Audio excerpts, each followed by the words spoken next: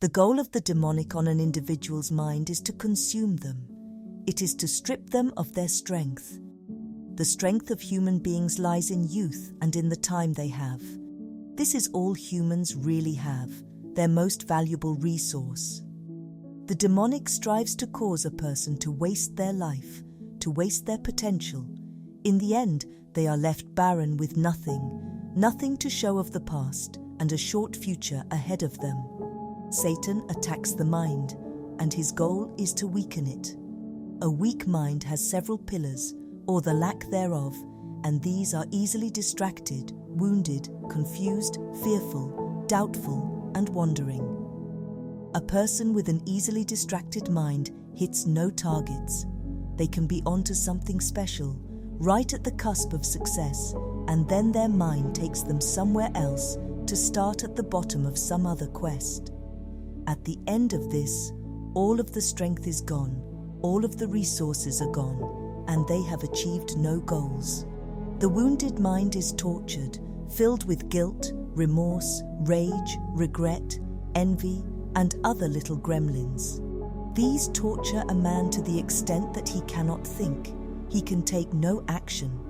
Again, this is the root, but the fruit of it is such that he wastes his life, his potential, his time. The confused mind is no different. When one is confused, they become lost, not knowing which way to go. Again, it takes them to a place of nowhere. They become stagnant, standing in place. This again leads to failure because they take no actions. The fearful mind is no different. With fear, a person hesitates to take action because they don't know what will come next, or they are aware of the difficulties that await them, or the dragon at the entrance to the treasure. This again causes the individual to refrain from taking necessary action. It leads to a wasteful life. Then we have the brother of fear, which is doubt.